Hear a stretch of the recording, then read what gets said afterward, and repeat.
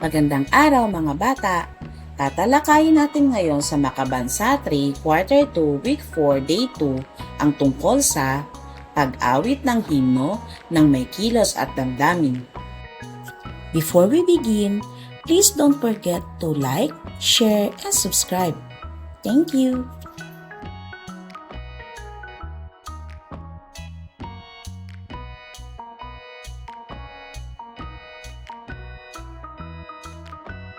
Panimulang gawain. Balikan ang himno na natutunan ng mga mag-aral sa nakaraang araw. Ipakantang muli ito siguraduhing naaalala at nakakanta ang himno. Gawaing paglalahad ng layunin ng aralin. Ang layunin ng ating aralin ay naaawit ang himno ng may kilos na ipapakita ang dynamics sa pag-awit ng himno.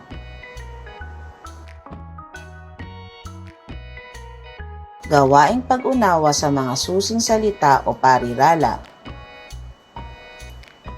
Basahin muli ang mga sumusunod na susing salita.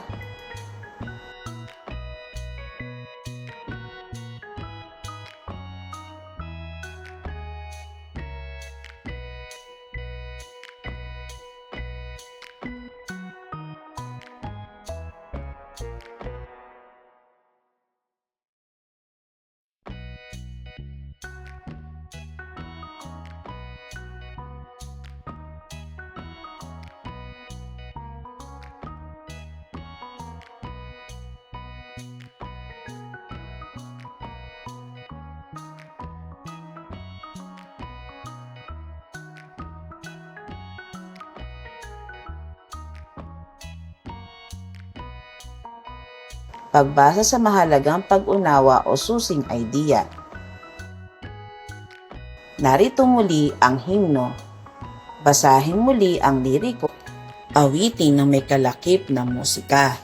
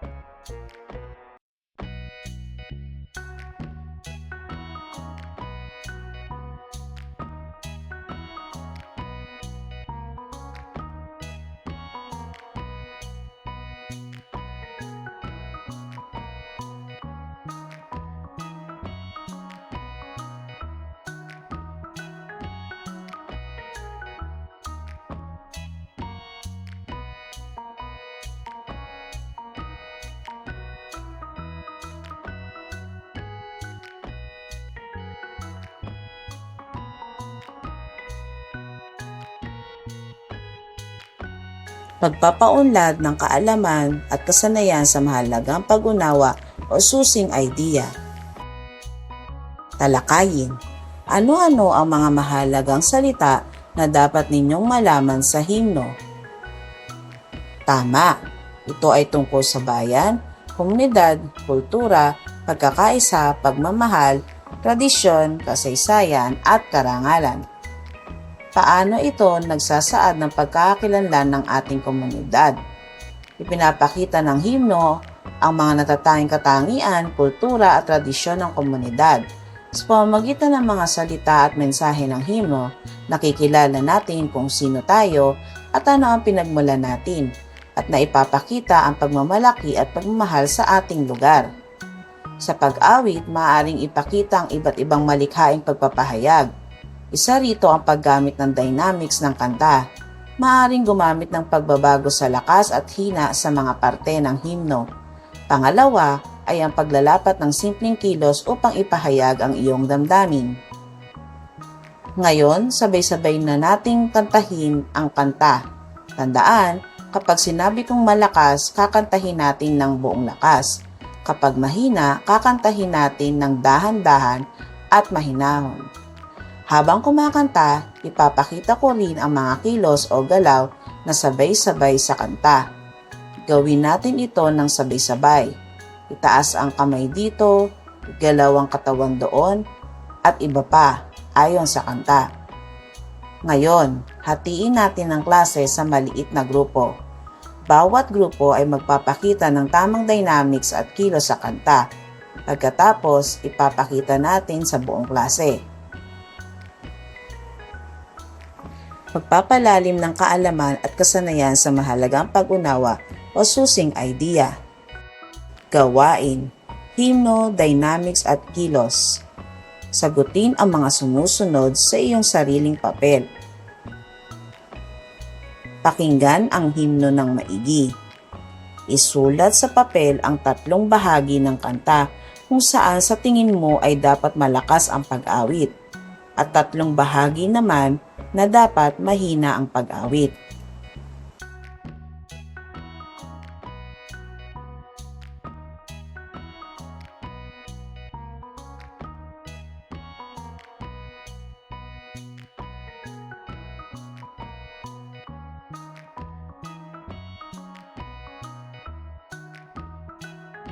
Paglalapat at paglalahat.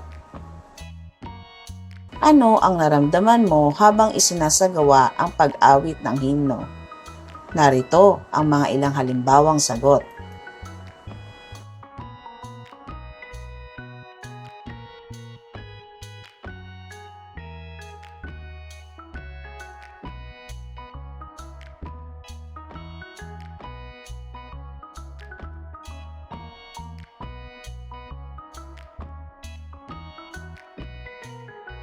Pagtataya ng natutuhan.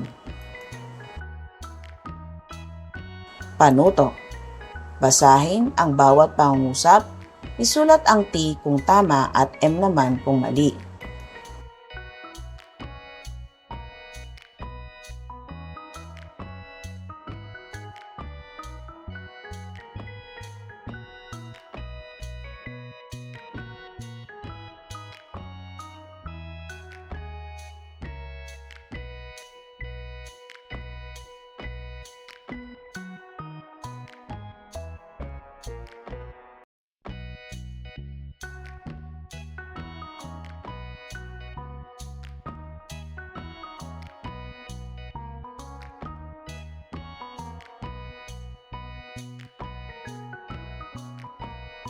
Narito ang tumpak na kasagutan.